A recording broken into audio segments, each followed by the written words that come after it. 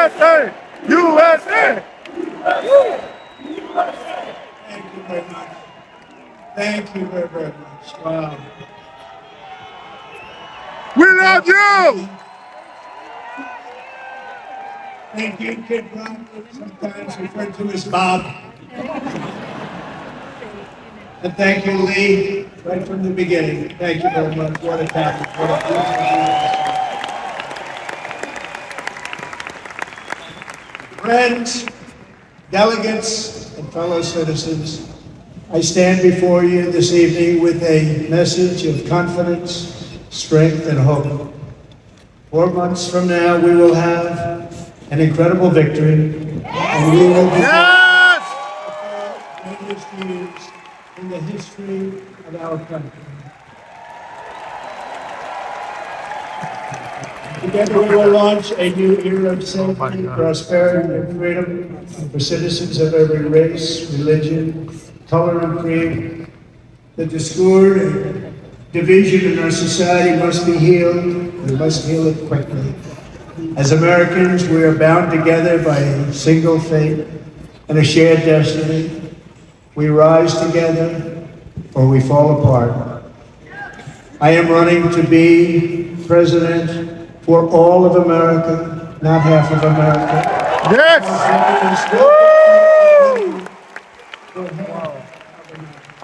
Beautiful. So tonight, with faith and devotion, I proudly accept your nomination for president.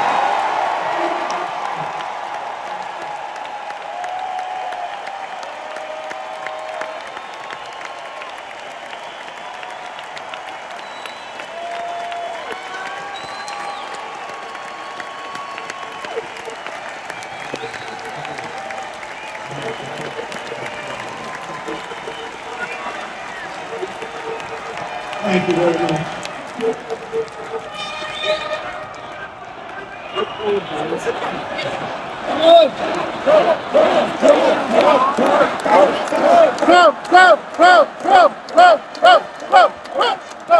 Thank you very much. And we will do it right. Let me begin this evening by expressing my gratitude to the American people for your outpouring of love and support following the assassination attempt at my rally on Saturday.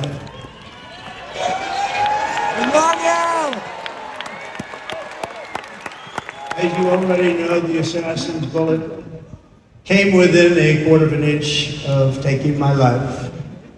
So many people have asked me, what happened? Tell us what happened, please. And therefore, I will tell you exactly what happened. And you'll never hear it from me a second time because it's actually too painful to tell. It was a warm, beautiful day in the early evening in Butler Township in the great Commonwealth of Pennsylvania. Music was loudly playing, and the campaign was doing really well. I went to the stage, and the crowd was cheering wildly. Everybody was happy. I began speaking very strongly, powerfully, and happily. Yes. Always. Because I was discussing the great job my administration did on immigration at the southern border. We were very proud of it.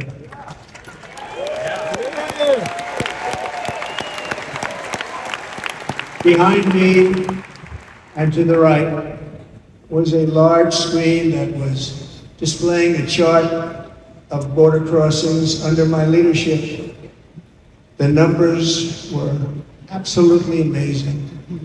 In order to see the chart, I started to, like this, turn to my right and was ready to begin a little bit further turn, which I'm very lucky I didn't do, when I heard a loud whizzing sound and felt something hit me really, really hard on my right ear. I said to myself, wow, what was that? can only be a bullet, Whoa. and moved my right hand to my ear, brought it down. My hand was covered with blood, just absolutely blood all over the place. I immediately knew it was very serious, that we were under attack, and in one movement proceeded to drop to the ground. Bullets were continuing to fly as very brave Secret Service agents rushed to the stage, and they really did, they rushed. Whoa.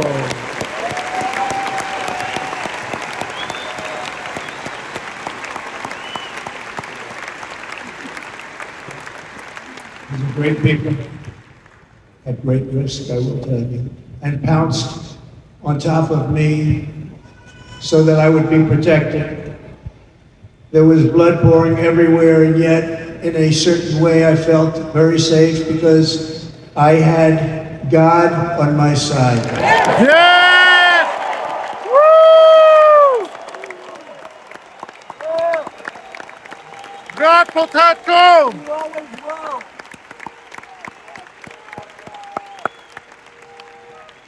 The amazing thing is that prior to the shot, if I had not moved my head at that very last instant, the assassin's bullet would have perfectly hit its mark, and I would not be here tonight. We would not be together.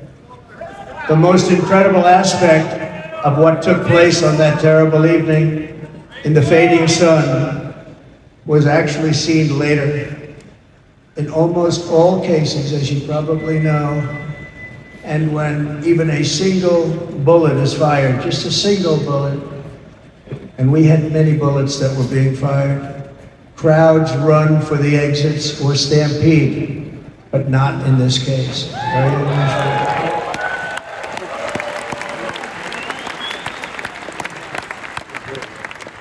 This massive crowd of tens of thousands of people stood by and didn't move an inch.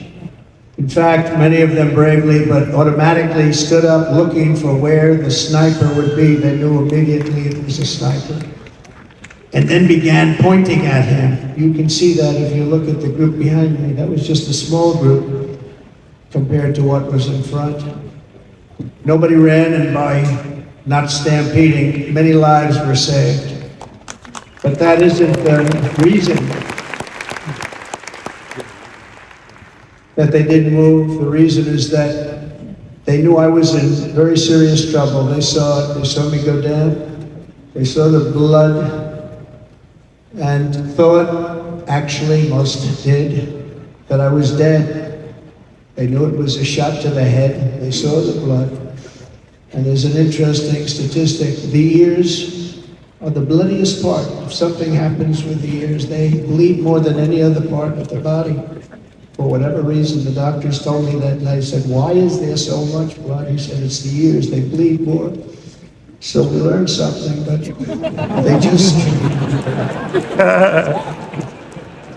this beautiful crowd, they didn't want to leave me. They knew I was in trouble. They didn't want to leave me, and you can see that blood written all over their faces. Incredible people. Incredible people.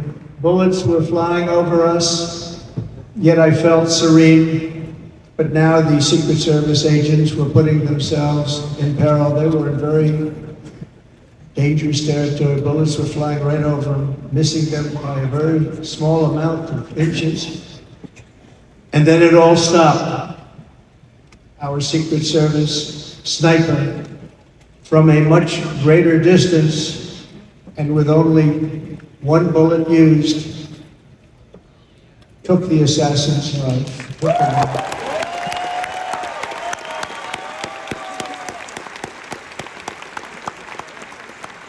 I'm not supposed to be here tonight. Not supposed to be here. No! We love you!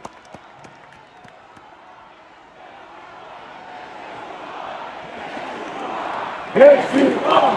Yes, you are! Yes, you are! Yes, you are! Yes, you are! Yes, you are! Yes, you are! Thank you. But I'm not.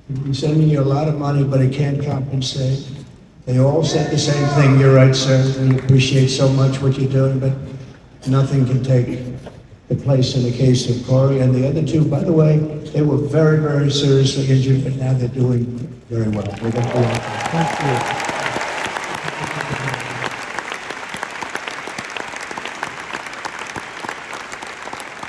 you. The Warriors. So now I ask that we observe a moment of silence in honor of our friend Corey.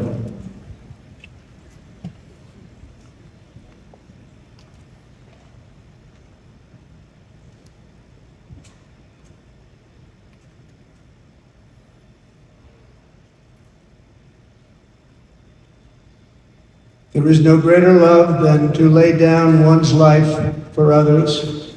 This is the spirit that forged America in her darkest hours, and this is the love that will lead America back to the summit of human achievement and greatness. This is what we need.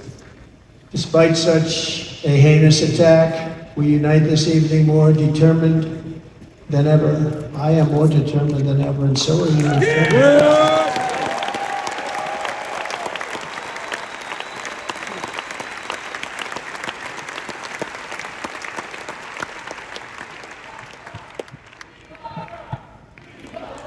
Thank you. We love Trump! We love Trump! We love Trump! We love Trump! We love Trump! We love Trump! We love Trump! Our resolve is unbroken and our purpose is unchanged to deliver a government that serves the American people better than ever before. Nothing will stop me in this mission because our vision is righteous and our cause is pure. No matter what obstacle comes our way, we will not break, we will not bend, we will not back down, and I will never stop fighting for you, your family, and our magnificent country. Thank you!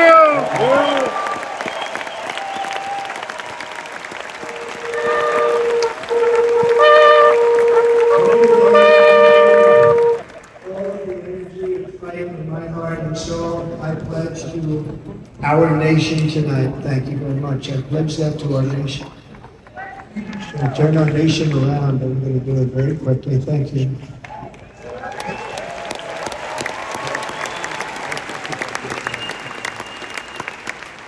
This election should be about the issues facing our country and how to make America successful, safe, free, and great again.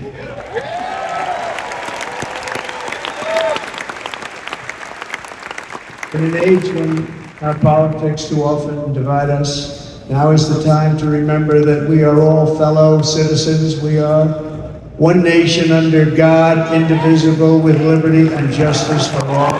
Thank you!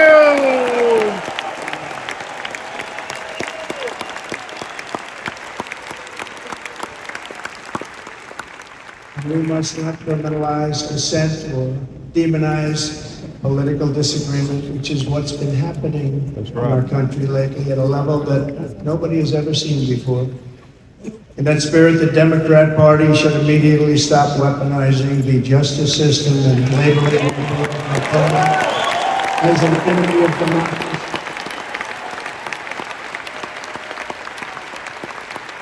Especially since that is not true. In fact, I am the one saving democracy for the people of our country.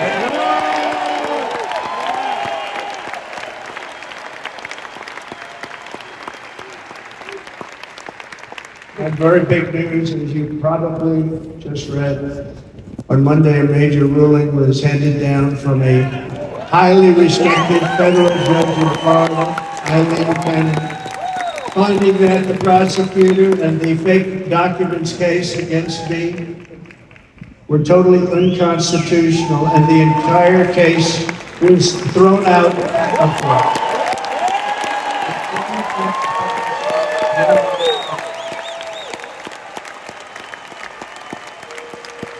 The Democrats want to unify our country. They should drop these partisan witch hunts, which I've been going through for approximately 8 years. And they should do that without delay and allow an election to proceed that is worthy of our people. We're going to win it anyway.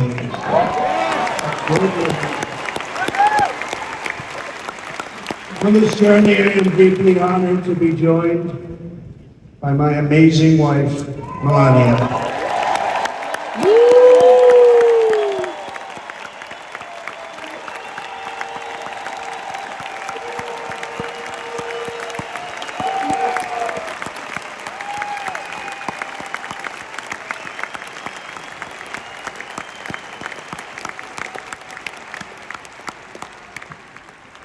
And Melania, thank you very much. You also did something really beautiful, a letter to America calling for national unity, and it really took the Republican Party by surprise. I don't know how you.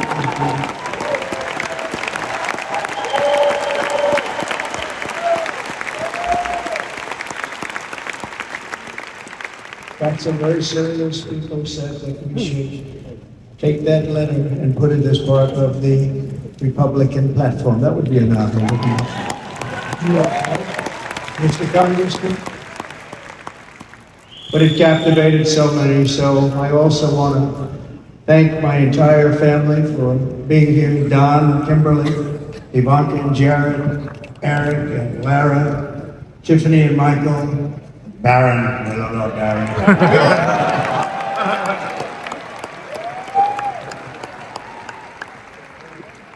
Of course, my 10 wonderful grandchildren, you saw a few of them up there on my lap before.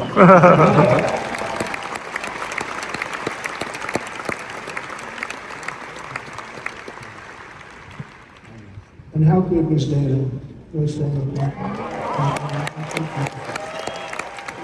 know, he was on probably the only vacation he's had in about, maybe ever, but about 10 years with his wife, very far away. I won't tell you where, but very, very far away, beautiful place. And my people called and he said, yeah, I won't be able to do it. This is many, many years. I promised my wife I can't do it. And they came in, they said, Dana won't be able to do it. Because he was my first, second, and third choice. I said, well, you know, that's too bad, but I understand he's away, and it's good. It's good for him. And that was it. About 30 minutes later, she came back in, sir, Dana just called, he's going to do it. And his wife, she said, you can't turn him down, you just can't do it, you have to go. That's a good wife.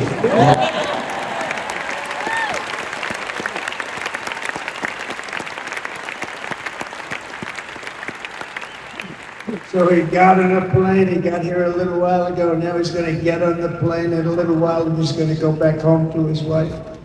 But they're great, and I just want to thank her and him and their whole family, because that's not easy. And Kid Rock, same thing. Cole, he said, I want to be a part of it. I want to be a part, because you know, Kid does this great song, big, big monster song. I had no idea. He became a friend of mine over the last 10 years.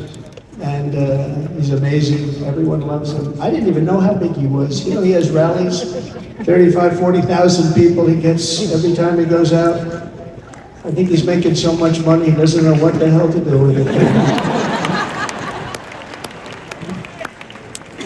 it. We have my other friend that I've known him so long, and we took that song, and it was a big success, but we made that.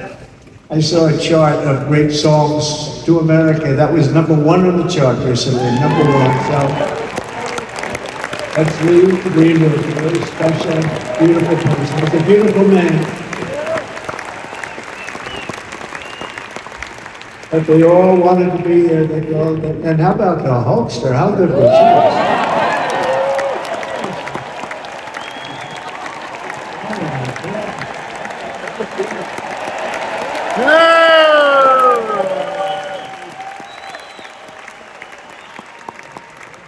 You know, they may call that entertainment. I know about entertainment, but when he used to lift a 350-pound man over his shoulders and then bench press him 2 rows into the audience, it may be entertainment, but he is one strong son of a gun. There aren't a lot of entertainers that can do that, right? You were fantastic. Thank you very much. Followed by Eric. What was that all about? Boy, that was good. I didn't want to really come up here. But he was so good. He was such a good young man. He went through a lot of trouble. And Don last night was incredible. He went through so much trouble. They got subpoenaed more than any people probably in the history of the United States. Every week they get another subpoena from the Democrats, crazy Nancy Pelosi, the whole thing was boom, boom, boom. They've got to stop that because they're destroying our country. We have to work on making America great again, not on beating people. And we won. We beat them in all. We beat them on the impeachments. We beat them on indictments. We beat them. But the time that you have to spend, if they would devote that genius to helping our country, we'd have a much stronger and better country.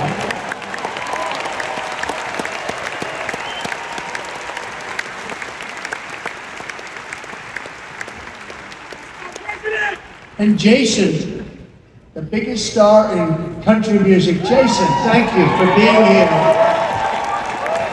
Jason, thank you very much.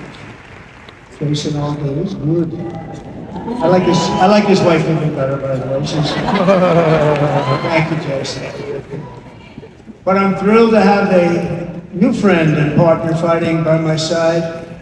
The next Vice President of the United States. No! Woo! No! Woo!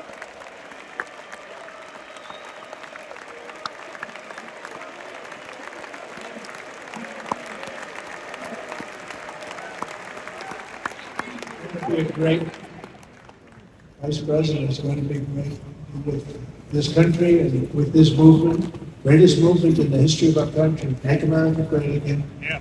When they criticized it, they said, we're going to try and stop it. I said, Meg is making America great again. What are you going to stop? There's nothing to stop. Then they said, oh, that's right. It's very tough to fight it. And all of the people that did try and fight it have failed. But he's going to be with us for a long time, and it was an honor to select him. A great student at Yale. His wife was a great student at Yale. They met at Yale. These are two smart people. So JD, you're going to be doing this for a long time. Enjoy the ride.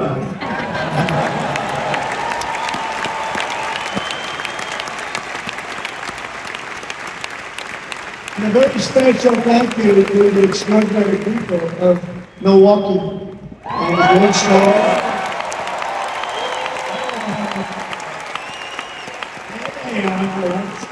You are so easy to spot. And Green Bay's going to have a good team this year, right?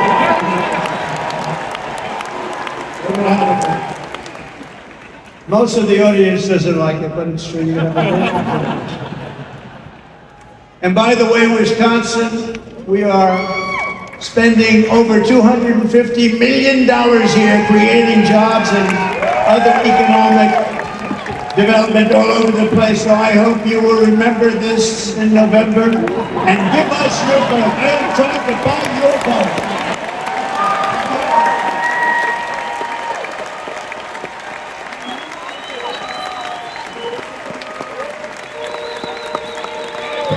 We will make Wisconsin great again. Woo! No!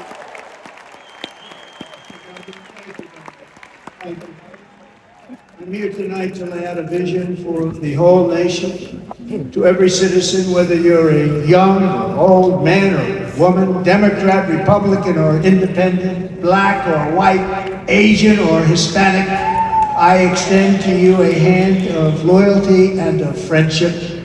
Together we will lead America to new heights of greatness like the world has never seen before. We were right there in the first term. We got hit with COVID. We did a great job. Nobody knew what it was, but nobody's ever seen an economy pre-COVID. And then we handed over a stock market that was substantially higher than just prior to COVID. Coming in, did a great job. Never got credit for that. We got credit for the war and defeating ISIS and so many things, the great economy, the biggest tax cuts ever, the biggest regulation cuts ever, the creation of Space Force, the rebuilding of our military. We did so much. We did so much. Right to try is a big deal. We got right to try. They were trying to get that for 52 years. Somebody's terminally ill. Hopefully there's nobody in this audience, but it does happen a lot. They're terminally ill and they can't use our new space age drugs and other things that we are way ahead. We're the greatest doctors in the world, the greatest laboratories in the world, and you can't do it. They've been trying to get that approved for 52 years. Wasn't that easy? The insurance companies didn't want to do it. They didn't want the risk. The labs didn't want to do it because if it didn't work, people are pretty far down the line toward death. They didn't want to do it. The doctors didn't want to have it on their records, so I got everybody into an office. 52 years they tried. Sounds simple, but it's not.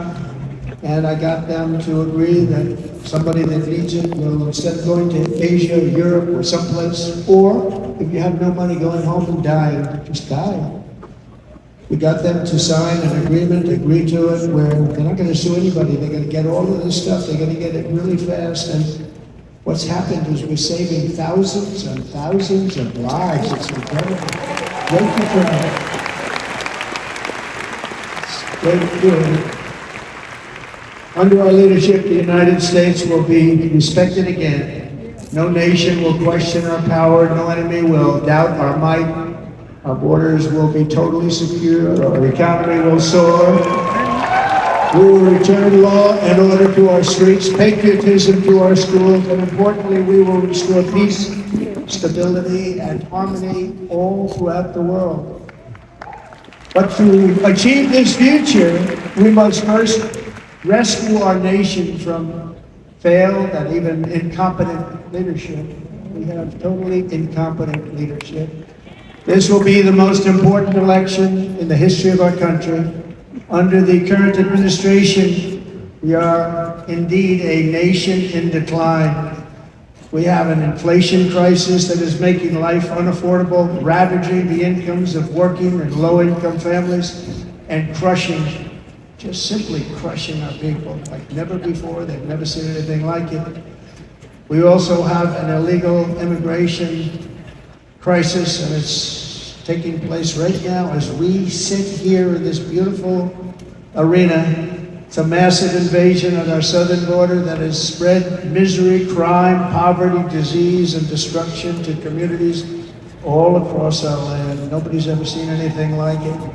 Then there's an international crisis, the likes of which the world has seldom been part of. Nobody can believe what's happening. War is now raging in Europe and the Middle East. A growing specter of conflict hangs over Taiwan, Korea, the Philippines, and all of Asia, and our planet is teetering on the edge of World War III. And this will be a war like no other war because of weaponry. The weapons are no longer army tanks going back and forth shooting at each other. These weapons are obliteration. It's time for a change. This administration can't come close to solving the problems. We're dealing with very tough, very fierce people. They're fierce people. And we don't have fierce people. We have people that are a lot less than fierce, except when it comes to cheating on elections and a couple of other things. Then they're fierce.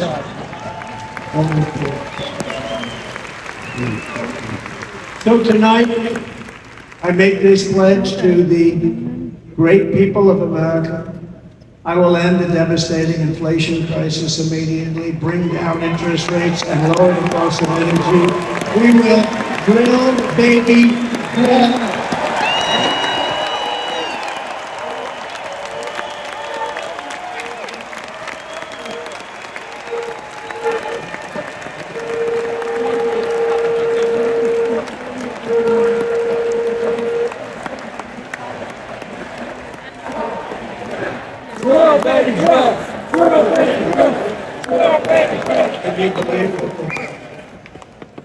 But by doing that, we will lead a large-scale decline in prices. Prices will start to come down. Energy raised it. They took our energy policies and destroyed them. Then they immediately went back to it, but by that time, So much was lost.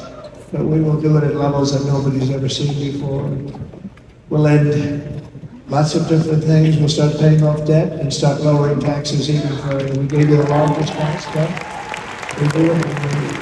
You know, people don't realize I brought taxes way down, way down. And yet we took in more revenues the following year than we did when the tax rate was much higher. Most people said, how did you do that? Because it was incentive. Everybody was coming to the country. They were bringing back billions and billions of dollars into our country. The companies made it impossible to bring it back. The tax rate was too high, and the legal complications were far too great. I changed both of them. And hundreds of billions of dollars by Apple and so many other companies were brought back into our nation. We had an economy the likes of which no nation had ever seen. China, we were beating them at levels that were incredible. And they know, we'll do it again, but we'll do it even better. I will end the illegal immigration crisis by closing our border and finishing the war. Thanks for what we've already done.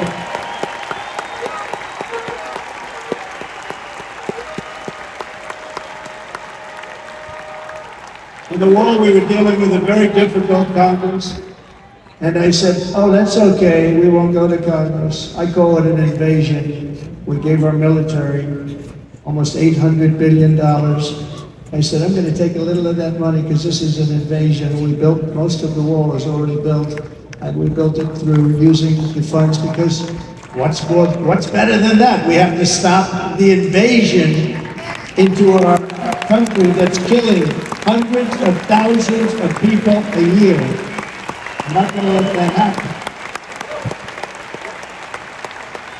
I will end every single international crisis that the current administration has created, including the horrible war with Russia and Ukraine, which would have never happened if I was president, and the war caused by the attack on Israel, which would have never happened if I was president. Iran was broke. Iran had no money. Now Iran has $250 billion.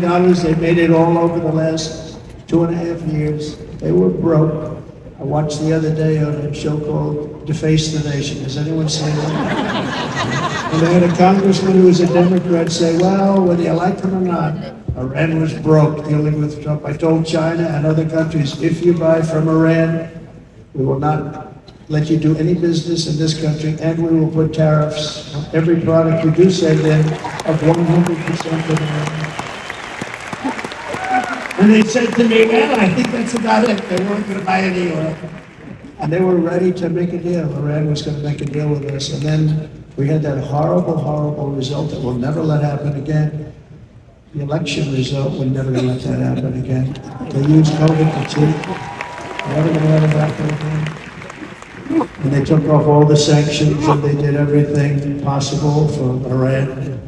And now Iran is very close to having a nuclear weapon, which would have never happened. This is a shame what this administration, the damage that this administration has done. And I say it often. If you took the 10 worst presidents in the history of the United States, think of it, the 10 worst, added them up, they will not have done the damage that Biden has done. I'm only going to use the term once. Biden. I'm not going to use the name anymore, just one time. The damage that he's done to this country is unthinkable. It's unthinkable. Together we will restore vision, strength, competence, and we're going to have a thing called common sense making most of our decisions.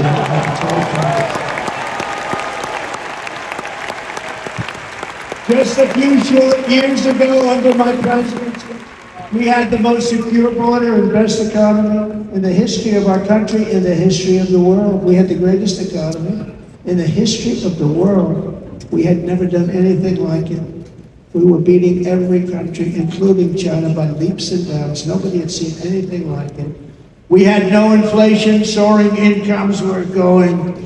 Nobody can believe it. You can't believe what happened 4 years ago is happening now in reverse. And the world was at peace. Inflation has been a killer for our country. No matter what you make it, it doesn't matter because inflation is eating you alive. People that were putting away money, they were making great wages, the highest they've ever made, but they were putting away a lot of money. Now they are just being destroyed. They're not putting away anything. They're barely living. They're going into savings accounts. They're taking out their money to live because of inflation. Inflation, remember, it's called the country buster. You can go back to Germany from 100 years ago. You can go back to any country that suffered great inflation. We've suffered the worst inflation we've ever had. But go back and see what's happened to those countries. We've had the worst inflation we've ever had under this person. But in less than 4 years, our opponents have turned incredible success into unparalleled tragedy and failure. It's been a tremendous failure. Today, our cities are flooded with illegal aliens out of the labor force, and their jobs are taken. By the way, you know who's taking the jobs that are created? 107% of those jobs are taken by illegal aliens.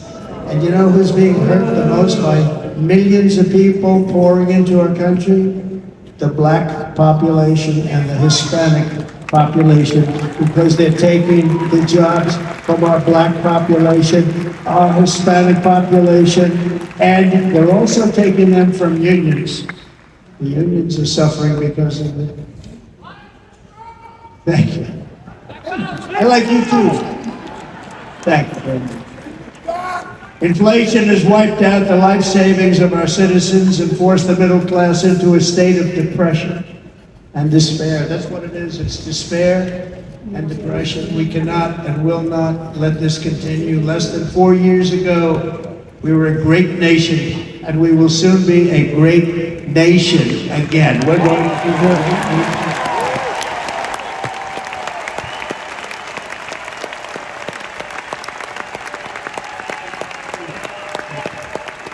With proper leadership, every disaster we are now enduring will be fixed, and it will be fixed very, very quickly. So tonight, whether you've supported me in the past or not, I hope you will support me in the future, because I will bring back the American dream. That's what we're going to do. You don't even hear about that. With great humility, I am asking you to be excited about the future of our country. Be excited.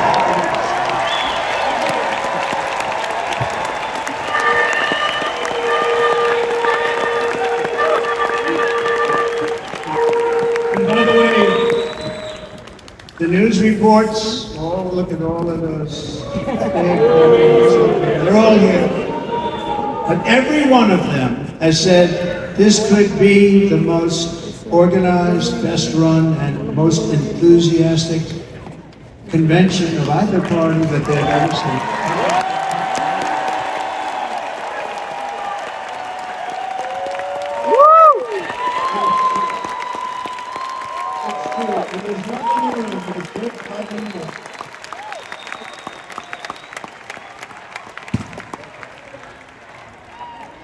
So I better finish strong. Otherwise, we'll blow it, and we can't let that happen. Yeah. This is great. All of the great people that spoke, everybody hit a home run. I mean, there's not one that I can think of where I said, oh, gee, that wasn't great. Every single person. Right. I refuse to be the only one. Don't do that to me. They're already getting ready. See, I gave them an idea. Yeah, this was a great convention. I think we're actually going to go home and miss it. You know, usually first of all, look at these crowds. You never have this at a convention. Look at these crowds. Yes.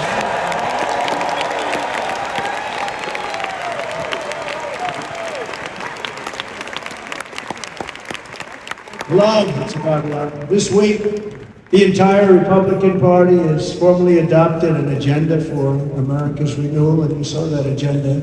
And it's very short compared to the long, boring, meaningless agendas of the past, including the Democrats. They write these things that are hundreds of pages long, and they never read them after they're... In their case, fortunately, they don't read them because... It's a series of bold promises that we will swiftly implement when you give us a Republican House. And Mr. Speaker, We have our great Speaker of the House with us tonight.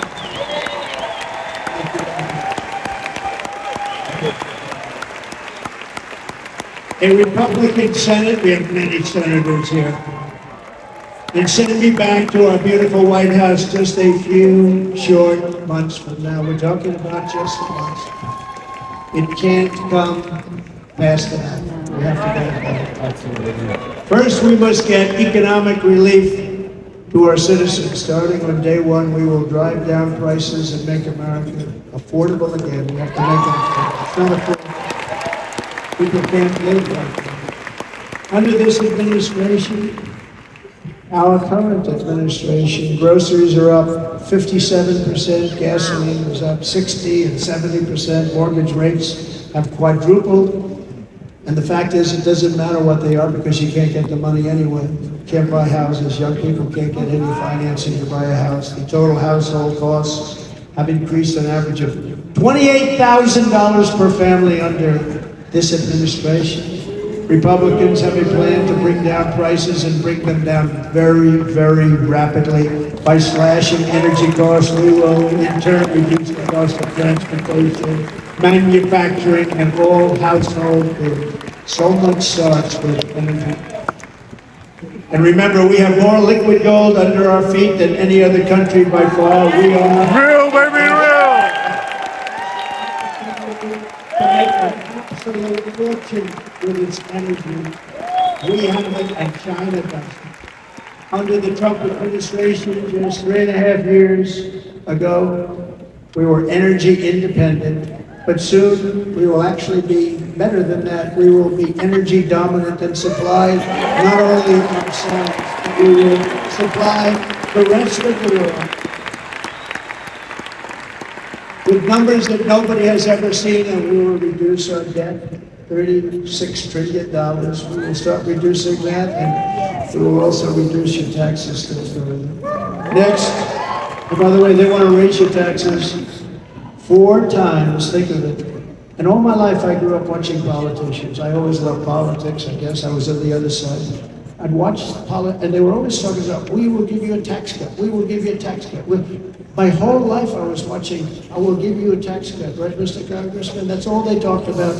This is the only administration that said, we're going to raise your taxes by 4 times what you're paying now, and people are supposed to vote for them? I've never heard it. You're paying too much, we're going to reduce your taxes still further. We gave you the biggest one, as I said, we're going to give you more, and it's going to lead to tremendous growth. We want growth in our country. That's what's going to pay off.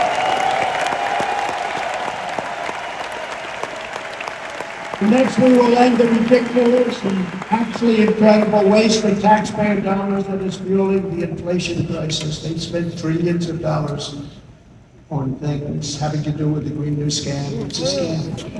And that's caused tremendous inflationary pressures in addition to the cost of energy.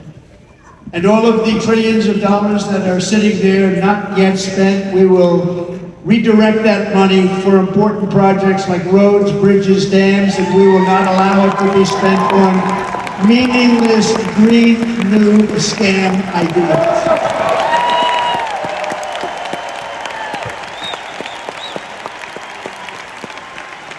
And I will end the electric vehicle mandate on day 1.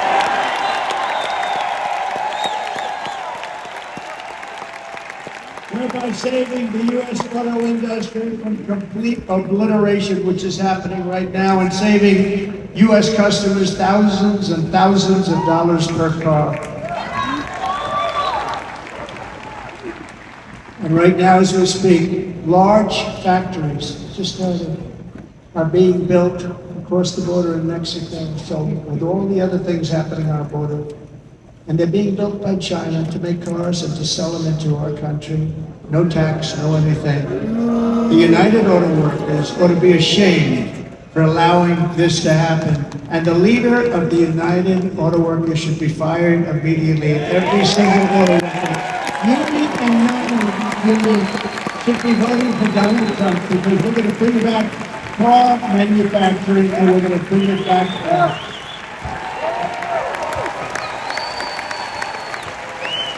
They're building some of the largest auto plants anywhere in the world. Think of it, in the world. We're going to bring it back. We're going to make them. We don't mind that happening, but those plants are going to be built in the United States, and our people are going to man those.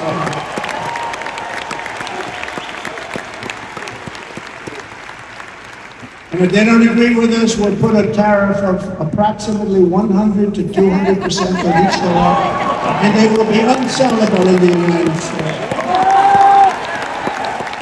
We have long been taken advantage of by other countries.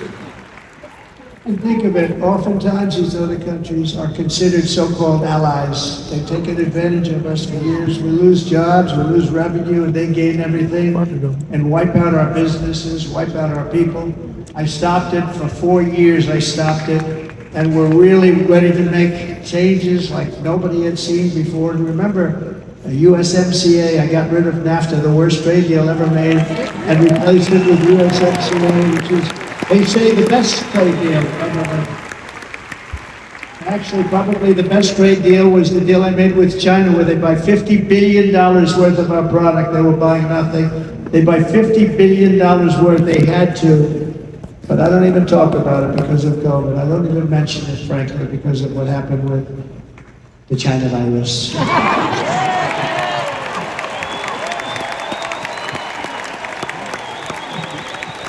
We will not let countries come in, take our jobs, and plunder our nation. They come in, they plunder our nation. The way they will sell their product in America is to build it in America. Very simple. Build it in America and own it in America. USA! USA! USA!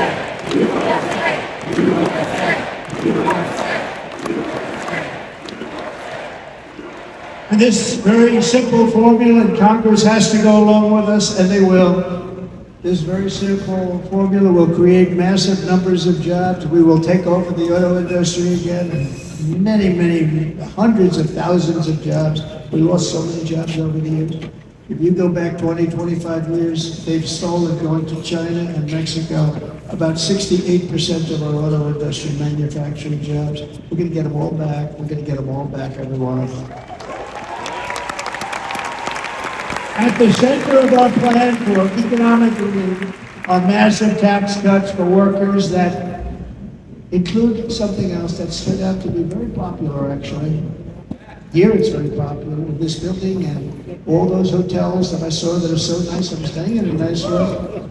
It's called no tax on tips. Yeah.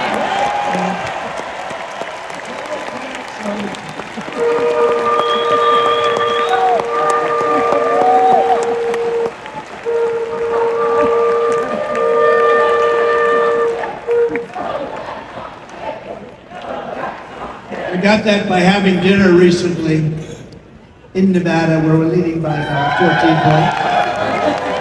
Hello. I'll see you there very soon, everybody. We're having dinner at a beautiful restaurant in the Trump building on the Strip, and it's a great building. Waitress comes over. How's everything going? Really nice person. How's everything going? Oh, sir, it's so tough. The governor's after me all the time on tips, tips, tips. I said, well, they give you cash. Would they be able to find me? She said, actually, I didn't know this. She said, very little cash is given. It's all put right on the check. And they come in and they take so much of our money, it's just ridiculous. And they don't believe anything you say. And they've just hired, as you know, 88,000 agents to go after them even more.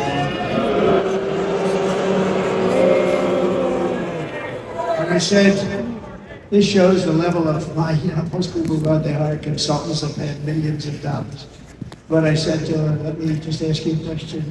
Would you be happy if you had no tax and tips? She said, what a great idea. I got my information from a very smart waitress. That's better than it's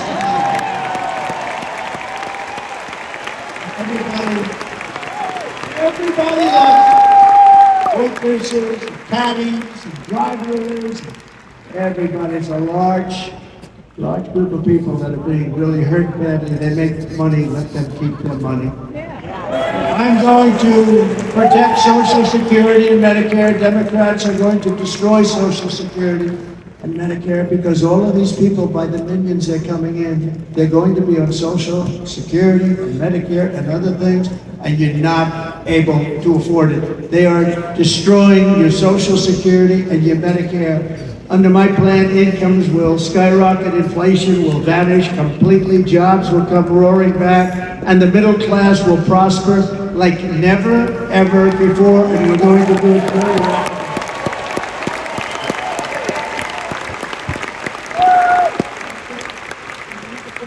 But no hope or dream we have for America can succeed unless we stop the illegal immigrant invasion, the worst that's ever been seen anywhere in the world. There's never been an invasion like this anywhere. Third world countries would fight with sticks and stones not to let this happen. The invasion at our southern border, we will stop it, and we will stop it quickly. You heard Tom Homan yesterday. Tom Homan, put him in charge and just sit back and watch. Brandon Judd, the Border Patrol, he's incredible. These guys, you know, really their job is a lot easier if they don't have to do anything, but they want to. They're patriots. Brandon Judd, Border Patrol, ICE goes out. You have to see what ICE does with MS-13. You have these are probably the worst gang, and ICE goes in there. And I know a lot of people on these roads here, and they're very tough people, but they don't want to do this job. They'll go into a pack of MS-13 killers. They're the worst, probably the worst gangs in the world. We have thousands of them. I moved thousands and thousands out in my 4 years. We moved them out, and it was a pleasure. But ICE would go right into a pack of these killers, and you see fists flying, you see everything flying, and then they take them. They put them in a paddy wagon. They take them back, and they get them out of our country. And the other countries weren't accepting them. And I called up and I said, tell them that we're not giving them economic aid anymore. And the next day I got calls from all of these countries that were terminated. Billions of dollars we spend on economic aid to countries that does us frankly no good. And the next day I was called by everybody. I couldn't take all the calls. Sir, what's the problem? I said, you won't take your killers back that you sent in caravans into America. You won't take them back. Well, sir, if you'd like us to, we would give very serious consideration. And within 24 hours, they were being taken back for years and years. When I first came in, they said President Obama tried to get him to go back, and they wouldn't accept him. They'd put planes on the runway so you couldn't leave the plane. They'd close the road so you couldn't take the buses. They'd all have to turn back. As soon as I said no more economic aid of any kind to any country that does that, they called back and they said, sir, it would be a great honor to take MS-13. We looked at it.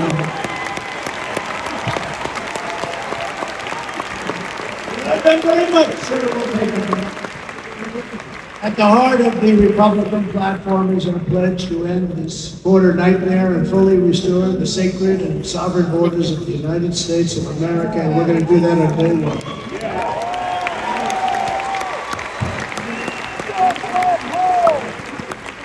That means two things in day one, right?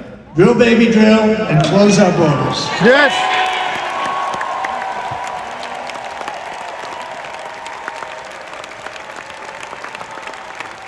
And by the way, I think everybody as a Republican is a patriot in this room, most Democrats, we want people to come into our country, but they have to come into our country legally.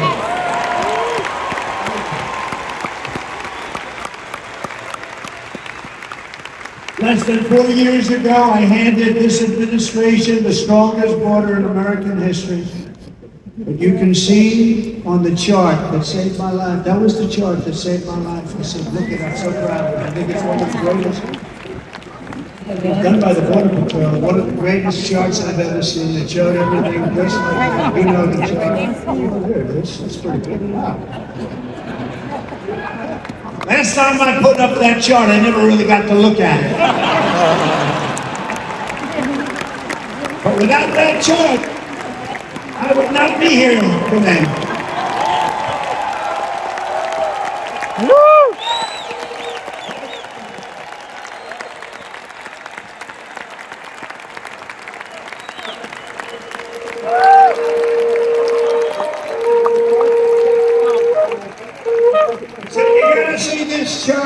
so proud of it by the time I got to there. I never got to see it that day, but I'm seeing it now and I was very proud. And if you look at the arrow in the bottom, that's the lowest level, the one on the bottom, heavy red arrow. That's the lowest level of illegal immigrants ever to come into our country reported. And that was my last week in office. And then you see what happened after I left. You go out, getting to be a little bit old, but I love it anyway, right? But you can go much higher with those numbers. Look what happened right after that. The invasion began. We had the opposite. We stopped the invasion. But the invasion that we stopped was peanuts by comparison to what happened after I left. Look at what happened after I left. They took over our country. We ended all catch and release. We shut down asylum fraud. We stopped human trafficking and forged historic agreements to keep illegal aliens on foreign soil. We want them to stay on their soil. Under the Trump administration, if you came in illegally, you were apprehended immediately and you were deported. You went right back. The current administration terminated every single one of those great Trump policies that I put in place to seal the border. I wanted to seal the border. Again, it's so unfair. We're not going to do it. We're not going to stand for it. They suspended wall construction, ended remain in Mexico. We had a policy, remain in Mexico. You think that was easy to get from the Mexican government? But they said, you must give it to us. If you don't give it to us, there will be repercussions if they gave it to us. Not easy. Canceled our Safe Third agreements, demolished Title 42, implemented nationwide catch and release. That's catch and release where we catch them and release them into our country. We catch them and release them into Mexico. And took 93, this is the previous administration, 93 executive actions to throw open our border to the world. The entire world is pouring into our country because of this very foolish administration. The greatest invasion in history is taking place right here in our country. They are coming in from every corner of the earth, not just from South America, but from Africa, Asia, the Middle East. They're coming from everywhere. They're coming at levels of, is an invasion indeed, and this administration does absolutely nothing to stop them. They're coming from prisons, they're coming from jails, they're coming from mental institutions and insane asylums. You know, the press is always on me because I say this. Has anyone seen Silent Civilians? A late, great Hannibal Lecter. We'd love to have you for dinner. That's insane asylums. They're emptying out their insane asylums. And terrorists are coming in numbers that we've never seen before. Bad things are going to happen.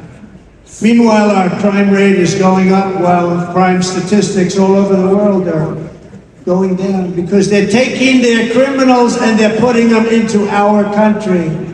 A certain country, and I happen to like the president of that country very much, but he's been getting great publicity because he's a wonderful shepherd of the country. He says how well the country's doing because their crime rate is down. And he said he's training all of these rough people. They're rough. He's training them. And I've been reading about this for 2 years. I think, oh, that's wonderful. Let's take a look at it. But then I realized he's not training them. He's sending all of his criminals, his drug dealers, his people that are in jails, he's sending them all to the United States. And he's different in that he doesn't say that. He's trying to convince everybody what a wonderful job he does in running the country. Well, he doesn't do a wonderful job. And by the way, if I ran one of the countries, many countries from all over, I would be worse than any of them. I would have had the place totally emptied out already.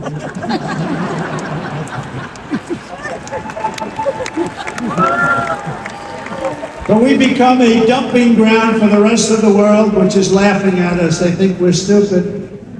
And they can't believe that they're getting away with what they're getting away with, but they're not going to be getting away with it for long.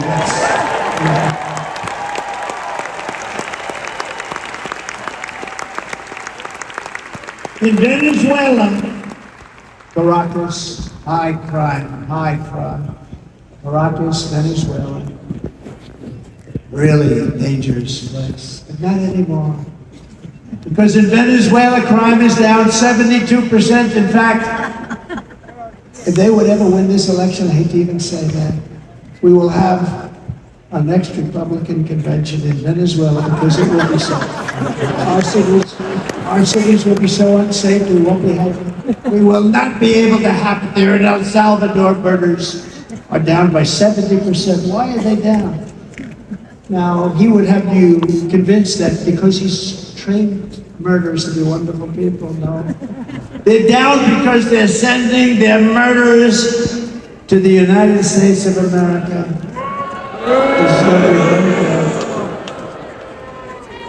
And bad things are going to happen, and you're seeing it happen all the time. That's why, to keep our families safe, the Republican platform promises to launch the largest deportation operation in the history of our country.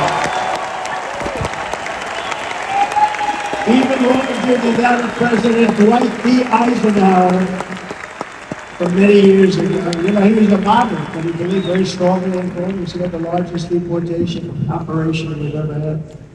Just recently, I spoke to the grieving mother of Jocelyn Nungary, a wonderful woman.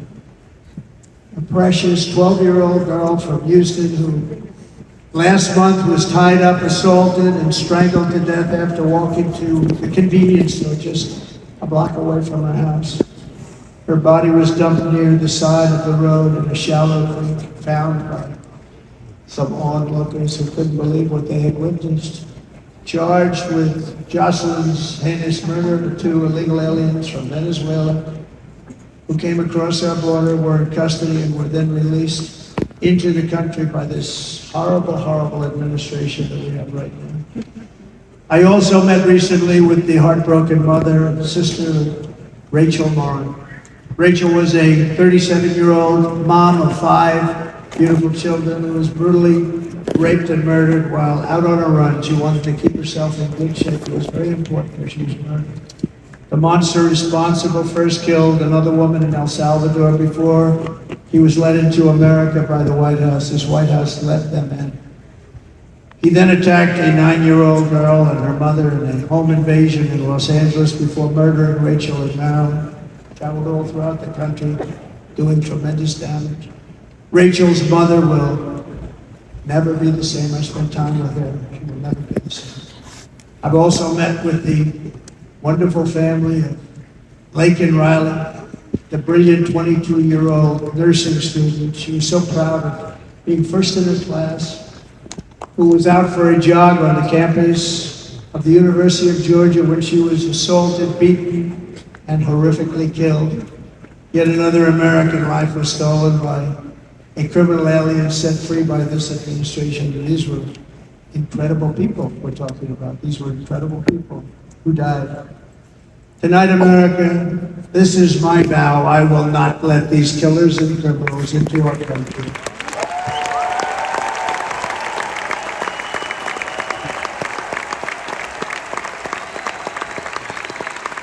I will keep our sons and daughters safe. As we bring security to our streets, we will help bring stability to the world. I was the first president in modern times to start no new wars. You know, we were the toughest there in the world. And you saw this. Hungry, strong country, run by very powerful, tough leaders, tough guys. Best doesn't like him because he's tough. And he came out recently, they were asking him in an interview, the whole world is exploding. What's happening? What's going on? Happening? What is it? He said, there's only one way you're going to solve it. You got to bring President Trump back to the United States because he can't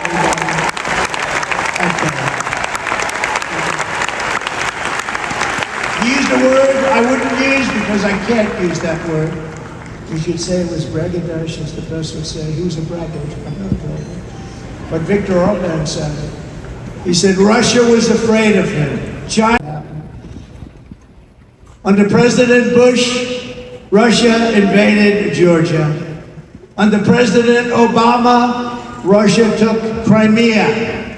Under the current administration, Russia is after all of Ukraine.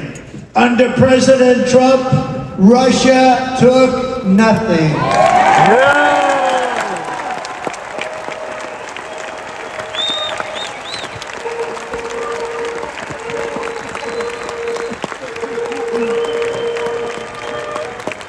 We defeated 100% of ISIS in Syria and Iraq, something that was said to take 5 years, sir. It'll take 5 years, sir.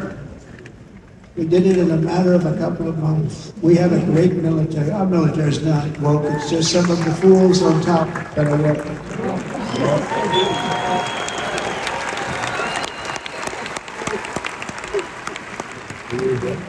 I got along very well in North Korea. Kim Jong-un, I got along very well with him. The press hated when I said, how could we get along with him? It's nice to get along with somebody that has a lot of nuclear weapons or otherwise. See, in the old days, they said, that's a wonderful thing. Now they say, how could we possibly do that? But no, I got along with them, and we stopped the missile launches from North Korea. Now North Korea is acting up again, but when we get back, how can people live like that? What buildings, massive buildings are falling to the ground. It began to unravel with the disastrous withdrawal from Afghanistan, the worst humiliation in the history of our country. We have never had a humiliation like that. 13 heroic U.S. service members were tragically and needlessly killed. 45 others were horrifically wounded. Nobody ever talks about that. No arms, no legs, face explosions. Horrifically wounded. By the way, we have a man in this room who's running for the U.S. Senate from a great state, Nevada, named Sam Brown, who paid the ultimate price. Thank you, Sam. Thank you, Sam. Thank you. He paid the biggest price probably ever paid by anybody that is running for office, and I think he's going to do great. He's running against a person that is not good, not respected, a total lightweight.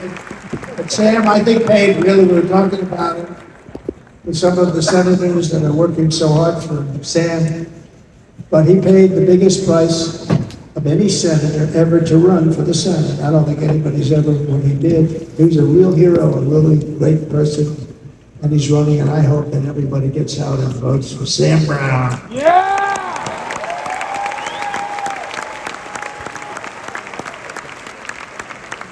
We also left behind $85 billion worth of military equipment, along with many American citizens. Many American citizens.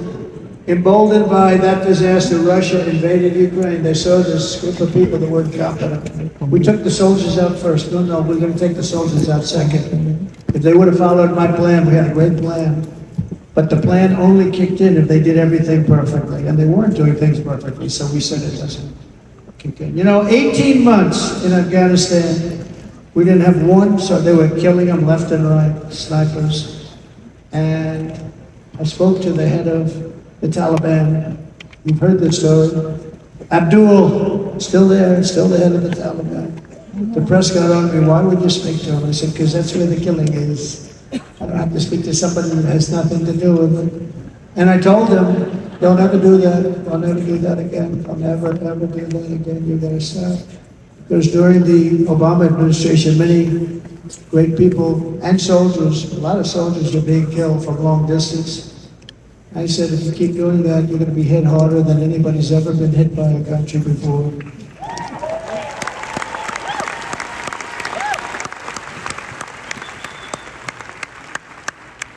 And he said, I understand, Your Excellency. He called me Your Excellency. I wonder if he calls the other guy Your Excellency. The other guy gave him everything. I mean, what kind of a deal was that? He walked out, gave him everything. You know that right now Afghanistan is one of the largest sellers of weapons in the world? They're selling the brand new beautiful weapons that we gave them. But think of it, he actually said to me, but why do you show me a picture of my home? I said, you'll have to ask your people or one of your wives. But he could figure it out. And for 18 months, we had not one attack on an American soldier by the Taliban.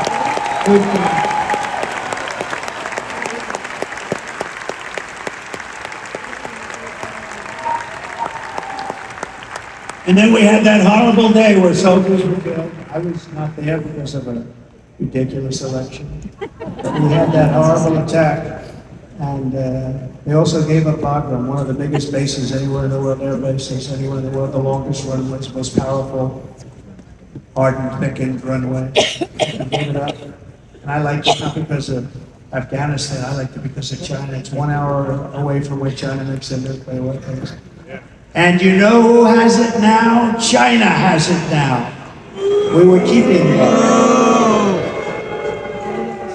And now China is likewise circling Taiwan, and Russian warships and nuclear submarines are operating 60 miles off the coast in Cuba. Do you know that? No, the press refuses to write about it. If that were me running this country and we had nuclear submarines in Cuba, I will tell you that headlines every day would be, what's wrong with our president? You don't even hear this. You're not hearing about this. Russia has nuclear submarines and warships 60 miles away, Mr. Congressman, from Miami, by the way, happens to be here. Correct? In Cuba.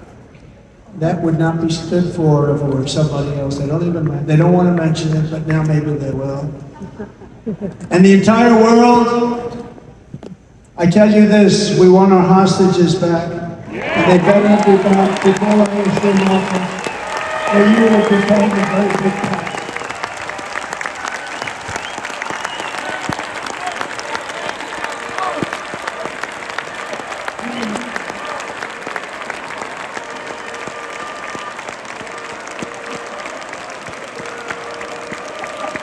With our victory in November, the years of war, weakness, and chaos will be over. I don't have wars. I had no wars other than ISIS, which I defeated, but that was a war that was started. We had no wars. I could stop wars with a telephone call.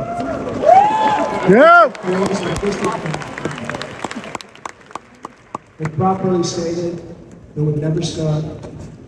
We will replenish our military and build an Iron Dome missile defense system to ensure that no enemy can strike our homeland. And this great Iron Dome will be built entirely in the USA. We're going to build it in Wisconsin, just like I gave you that massive ship contract, and you're doing a very nice job, Governor, right? Thank you, Governor. And they're doing a great job. In fact, I had a little design change. We gave them a tremendous for essentially what we used to call destroyers. These are now most beautiful. They look like yachts. I said we have to take the bow and we have to make it a little nicer and a little point at the top instead of a flat nose.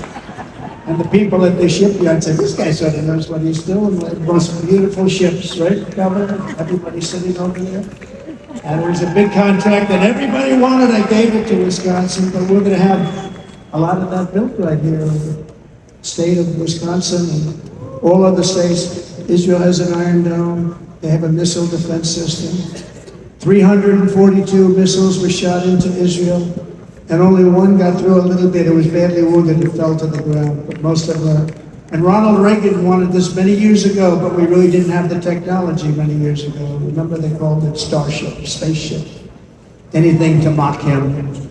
But he was a very good president, very, very good. But now we have unbelievable technology. And why should other countries have this and we don't? No, we're going to build an Iron Dome over our country, and we're going to be sure that nothing can come and harm our people. And again, from an economic development standpoint, we make it all right here. No more sending it out to other countries in order to help. It's America first. America. We will unleash the power of American innovation. And as we do, we will soon be on the verge of finding the cures to cancer, Alzheimer's disease, and many other diseases. We're going to get to the bottom of it. Remember this gentleman that I don't want to mention other than one time I had to, because when you say the 10 worst, I had to do it. I didn't want anybody to be confused. But this man said, we're going to find a cure to cancer. Nothing happened. We're going to get to the cure for cancer, and Alzheimer's, and so many other things. We're so close to doing something good. And we need a leader that will let it be done. We will not have men playing in women's sports. We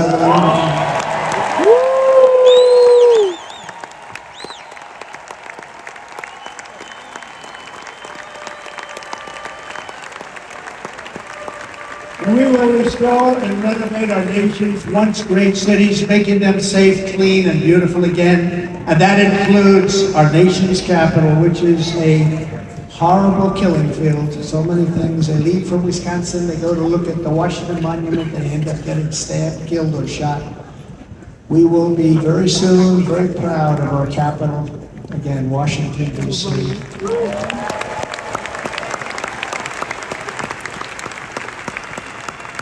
America is on the cusp of a new golden age, but we will have the courage to seize it. We're going to take it. We're going to make it a current.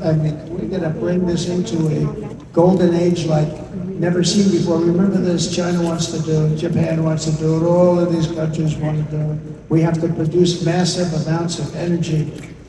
If we're going to produce the new, if you look at some of the things that have been done, and some of the things that we're going to do. But AI needs literally twice the electricity that's available now in our country. Can you imagine? But instead we're spending places where they recharge electric cars. They built 8 chargers in a certain location toward the Midwest. 8 chargers for $9 billion. Think of them as a tank for filling up your gas. Think of it. They spent $9 billion on 8 chargers, 3 of which didn't work. And if you were going to do this all over our country, this crazy electric mandate, you're going to do this. And by the way, I'm all for electric. They have their applications. But if somebody wants to buy a gas-powered car, gasoline-powered car, or a hybrid, we're going to be able to do it. And we're going to make that change on day 1.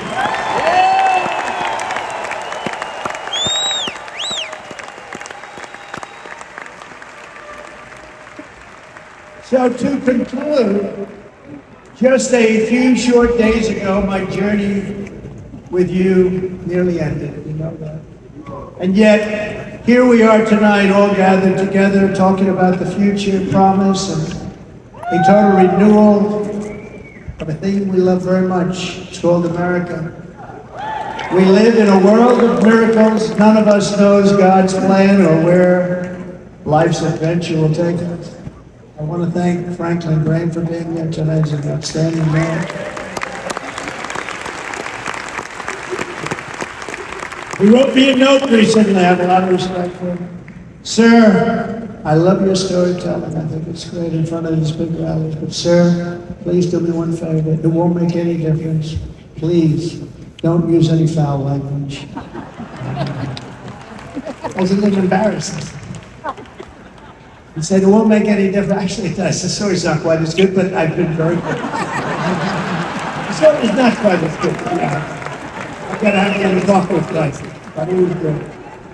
He's a great gentleman. His father was so incredible. Billy Graham. My father used to take me to see Billy Graham. My father would take me to see Billy Graham at Yankee Stadium. He had the biggest rallies you've ever seen. He was a good rally guy, too. But he would get it out for me. It was just a fantastic guy. My father loved Billy Graham. But I love Franklin Graham. I think Franklin's been fantastic. And I'm working so hard to adhere to his note today. I'm working hard on it, Franklin. But if the events of last Saturday make anything clear, it is that every single moment we have on earth is a gift from God.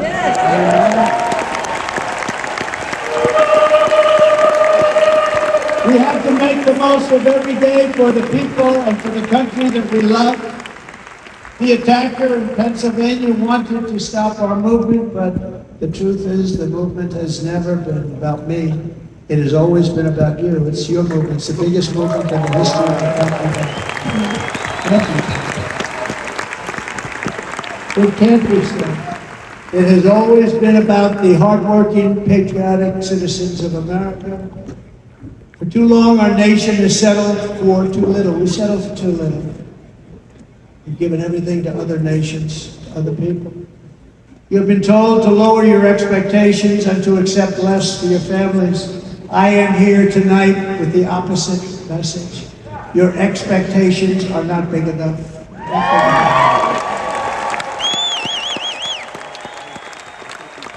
It is time to start expecting and demanding the best leadership in the world, leadership that is bold, dynamic, relentless, and fearless. We can do that. We are Americans. Ambition is our heritage. Greatness is our birthright. But as long as our energies are spent fighting each other, our destiny will remain out of reach. And that's not acceptable. We must instead take that energy and use it to realize our country's true potential and write our own thrilling chapter of the American story. We can do it together. We will unite. We are going to come together. And success will bring us together.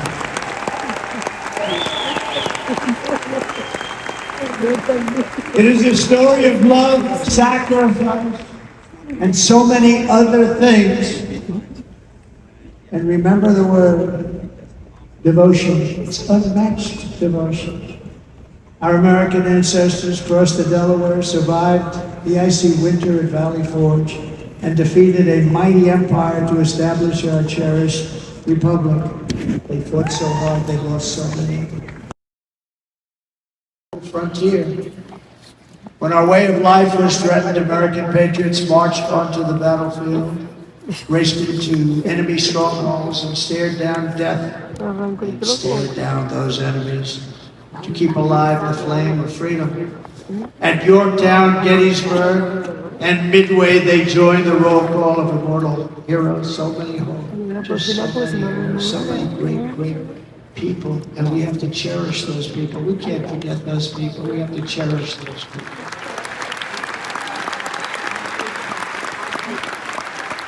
And building monuments to those great people is a good thing.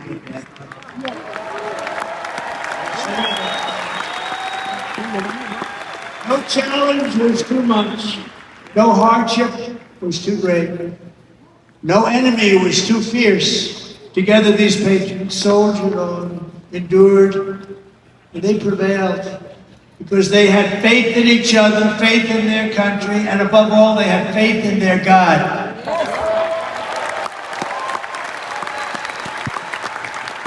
Just like our ancestors, we must now come together, rise above past differences. Any disagreements have to be put aside and go forward, united as one people, one nation, pledging allegiance to one great, beautiful, I think it's so beautiful, American flag. Tonight I ask for your partnership, for your support, and I am humbly asking for your vote.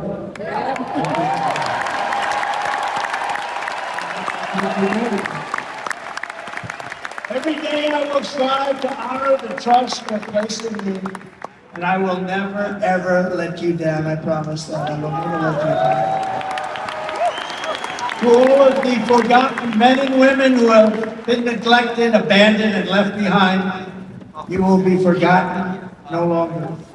We will press forward, and together we will win, win, win.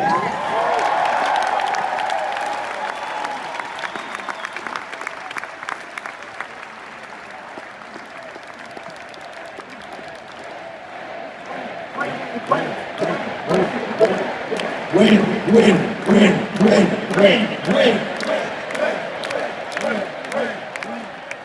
Nothing will sway us, nothing will slow us, and no one will ever stop us. No matter what dangers come our way, no matter what obstacles lie in our path, We will keep striving toward our shared and glorious destiny, and we will not fail. We will not fail. Together we will save this country, we will restore the republic, and we will usher in the rich and wonderful tomorrows that our people so truly deserve. America's future will be bigger, better, bolder, brighter, happier, stronger, freer, greater, and more united than ever before. Yeah! Woo!